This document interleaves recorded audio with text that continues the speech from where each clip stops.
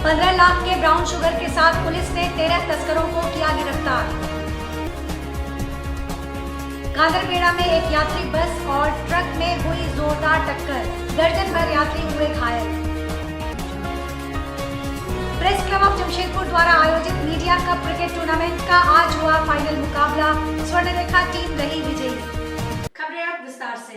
SSP को मिली गुप्त सूचना के आधार पर गठित एसआईटी ने जुगसलाई थाना क्षेत्र में छापामारी करते हुए 15 लाख के ब्राउन शुगर के साथ महिला समेत 13 तस्करों को गिरफ्तार कर न्यायिक हिरासत में भेजा है। पुलिस ने उनके पास से 150 ग्राम ब्राउन शुगर, 8 मोबाइल, 7,920 नगद, एक डिजिटल मापतोल मशीन, एक स्टेपलर एवं पॉकेट स्टेपलर पिन, चम्मच, पॉलिथीन आदि बरामद किया है। पुलिस ने गिरफ्त में आए तस्करों में अब्दुल हामिद, मोहम्मद जाकिर, सज्जाद खान, शेख फरीद, आरिफ खान, मोहम्मद जावेद, मोहम्मद अल्ताफ, मोहम्मद चांद, मोहम्मद अरबाज, नगमा खातून, मोहम्मद अमीर गद्दी, अमृत गुड़िया, सावन दास शामिल हैं। इनमें से अब्दुल हमीद का पुराना आपराधिक इतिहास रहा है। इसकी जानकारी देते हुए सिटी एसपी कुमार शिवाशीष ने बताया कि वरीय पुलिस अधीक्षक को गुप्त सूचना मिली थी कि ब्राउन शुगर का एक बहुत बड़ा रैकेट जुगसलाई थाना क्षेत्र में कुछ दिनों से सक्रिय है। रैकेट का सबसे बड़ा तस्कर अब्दुल हमीद नामक व्यक्ति द्वारा उड़ीसा एवं आदित्यपुर सरायकेला की तरफ से ब्राउन शुगर लाकर जुगसलाई में इसकी तस्करी की जा रही है।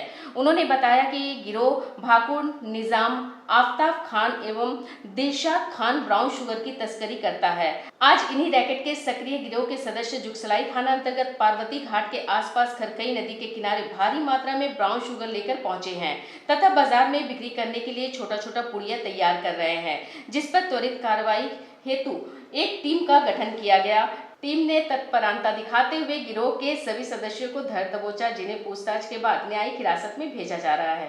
हम अभी जितने भी पुराने आर्म्स एक्ट के, एनडीपीएस एक्ट के, इन सबके एक्यूज और उनका भौतिक सत्यापन कर रहे हैं।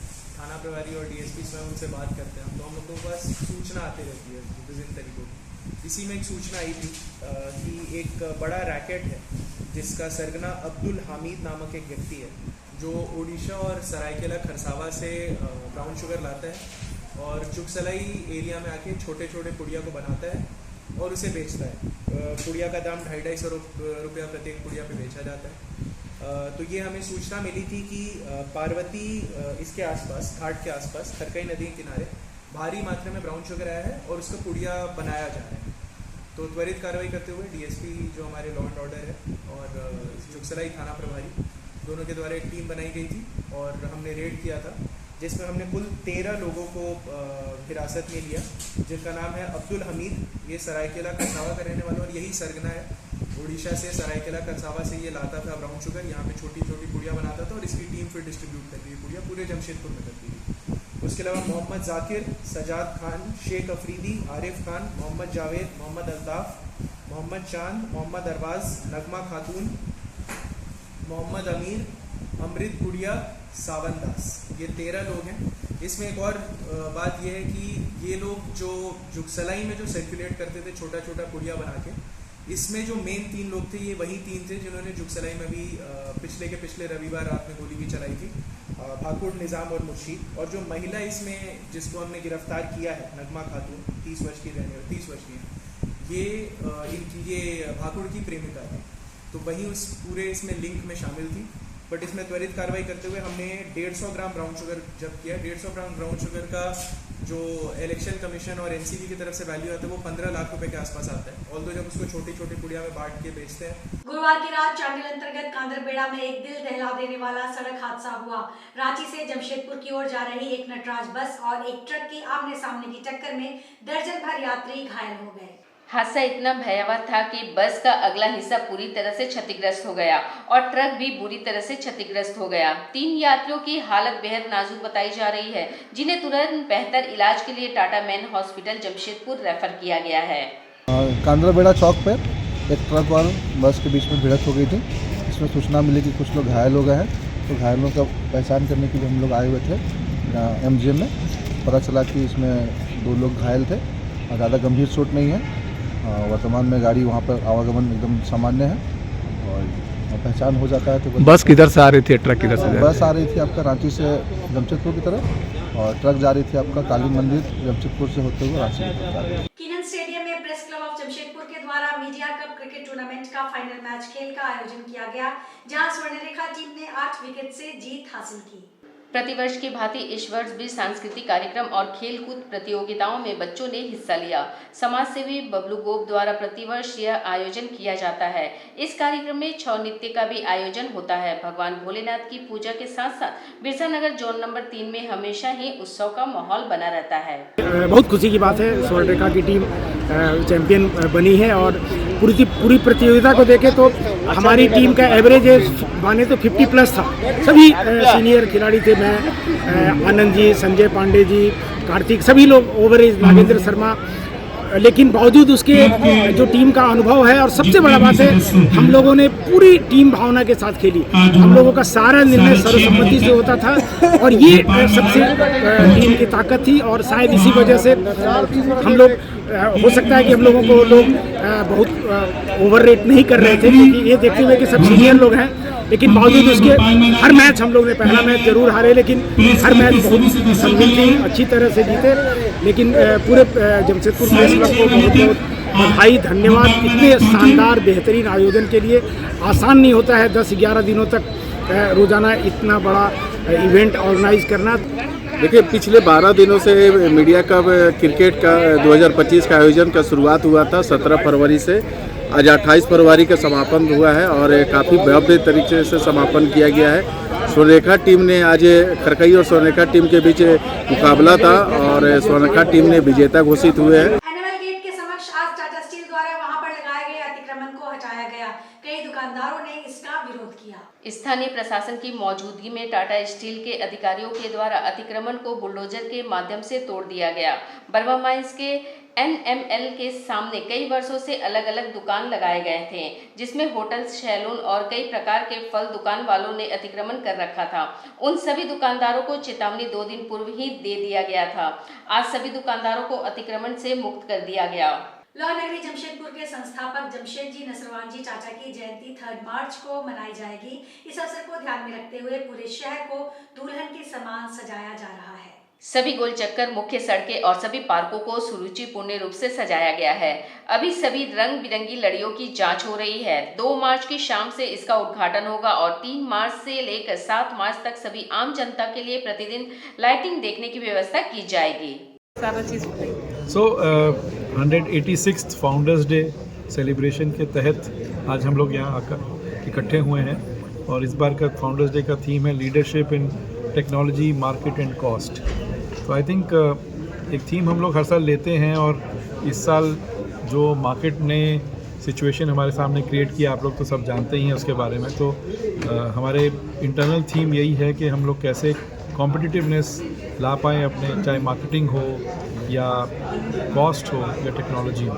तो तीनों पे काम चल रहा है और उसी पे हम लोगों को लगा कि इसके बारे में ही चर्चा करनी चाहिए। बिष्टुपुर स्थित बैंक ऑफ बड़ौदा की मुख्य शाखा द्वारा आज बिष्टुपुर बाजार में कटे फटे नोटों को बदलने के लिए एक शिविर का आयोजन किया गया, जहां बिष्टुपुर बाजार के व्यापारियों के बीच पुराने नोटों के बदले नए नोट बदलने का कार्य किया गया, जहां काफी संख्या में लोग लाइन लगाकर पुराने कटे एवं फटे नोटों के बदले नए नोट लिए। व्यापार में सुविधा हेतु खुचरा नोट एवं सिक्के लिए ताकि व्यापार में सहूलियत हो सके। उक्त जानकारी देते हुए बैंक ऑफ बड़ौदा बिष्टुपुर मुख्य शाखा के मुख्य प्रबंधन श्री पुष्पेंद्र कुमार ने कहा कि रिजर्व बैंक ऑफ इंडिया के निदेशक यहां पुराने एवं कटे फटे नोटों के बदले नए नोट को देने हेतु शिविर का आयोजन किया गया था। रिजर्व बैंक ऑफ इंडिया के निदेशक बाजार से कटे फटे एवं पुराने नोटों के सिलसिलेवार ढंग से वापस लेकर नए नोट एवं नए सिक्कों का चलन में लाने की योजना है। उक्त अवसर पर श्री तरुण कुमार दत्ता का भी सक्रिय योगदान रहा।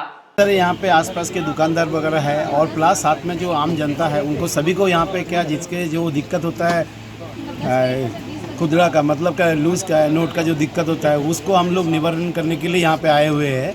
आरबीआई का भी यही मोटो है, हम लोग आरबीआई के तौर पे ये काम कर रहे हैं। आरबीआई का भी यही मोटो रहता है कि ताकि लोगों के पास कॉइन का जो और नोट का जो छोटे नोट का जो है वो संकट ना हो, तो उसी को हम लोग निवारण करने के लिए यहाँ पे आए ताकि लोगों के पास अच्छी तरह से अच्छे नोट रहे। आरबीआई का जो क्लीन नोट पॉलिसी के उसके हिसाब से वो नोट भी रहे और साथ में जो उनके पास चेंज भी रहे, तो उसी के लिए हम लोग यहाँ पे आए और लगातार हम लोग यहाँ पे ये हम लोगों का 4था बार हम लोग यहाँ पे कर रहे हैं। इसी महीने में ये हमारा दूसरा बार हम लोग कर रहे हैं। इससे पहले 19 तारीख को भी हम लोग किए थे और फिर 28 तारीख को हम लोग कर रहे हैं और आगे भी हम लोगों को यही रहेगा कि हम लोग हमेशा ही करते रहेंगे यहाँ पे, ताकि कि लोगों को ये सुविधा मिल जाए। भारत सरकार एवं प्रधानमंत्री ने वोकल फॉर लोकल का नारा दिया है। उन्होंने स्वदेशी को बढ़ावा देने के लिए खादी ग्राम उद्योग से कम एक कुर्ता पैजामा खरीदने का आह्वान किया है। उन्होंने स्वदेशी को बढ़ावा देने के लिए स्टार्टअप की शुरुआत की है। अभी भारत में 2.25 लाख स्टार्टअप होंगे और स्टार्टअप के लिए 4,700 करोड़ का बजट उन्होंने रखा है।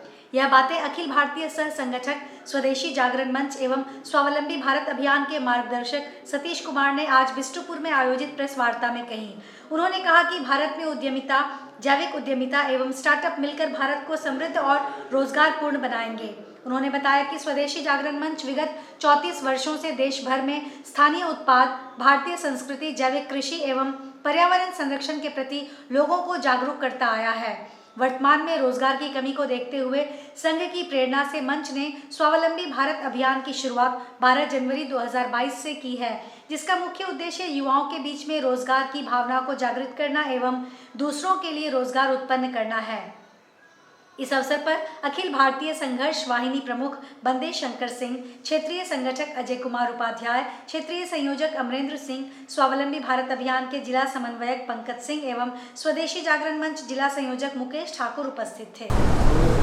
भारत सरकार ने और प्रधानमंत्री जी ने विशेष रुचि लेकर और स्टार्टअप के ऊपर भी और स्वदेशी के विषय पर भी बड़ा काम किया है। जैसे उन्होंने बी वोकल फॉर लोकल ये बार बार आग्रह किया है। कम से कम एक कुर्ता पजामा खादी से भी आप जरूर लीजिए, इसका बड़ा आग्रह किया है। हर एक विश्व में हर एक व्यक्ति की थाली पर एक भारतीय व्यंजन पहुंच जाए, इसका उन्होंने आग्रह किया है। और इसी प्रकार से उन्होंने स्टार्टअप के लिए भी आग्रह किया है। आज भारत में लगभग 2.25 लाख स्टार्टअप हो गए हैं। वो उसमें भारत सरकार ने न केवल योजनाएं दी हैं, बल्कि उसके बड़ा वो लगभग 4,700 करोड़ का बजट भी जो है, जो स्टार्टअप के माध्यम से जिनको सीड मनी चाहिए होती है या फाइनेंस चाहिए होता है, उसके लिए उन्होंने रखा है। बिरसा नगर जोन नंबर 3 में शिवरात्रि के उपलक्ष्य में सांस्कृतिक कार्यक्रम और खेलकूद प्रतियोगिता का आयोजन किया जाता है। वहीं खरकाई टीम ने टॉस जीतकर पहले बल्लेबाजी करने का फैसला लिया, जिसमें बल्लेबाजी करते हुए कुल 179 रन का लक्ष्य दिया। स्वर्णरेखा टीम ने अच्छा प्रदर्शन करते हुए खरकाई टीम को हराया और विजेता बने। दोनों टीम के बीच काफी रोमांचक मुकाबला देखने को मिला। खेल खत्म होने के बाद पत्रकारों ने जमकर डांस किया। हमें जब दो शब्द बोलने के लिए बोला जाता है तो मेरा सबसे पहले मुंह से निकलती है हर हर महादेव, क्योंकि बाबा के ही हम भक्त हैं। इस बिरसा नगर के मंडल अध्यक्ष छोटे भाई बबलू जी को मेरा स्नेह भरा आशीर्वाद और हमारे मंजा सिंह अतिथिगण को मेरा हृदय से नमन।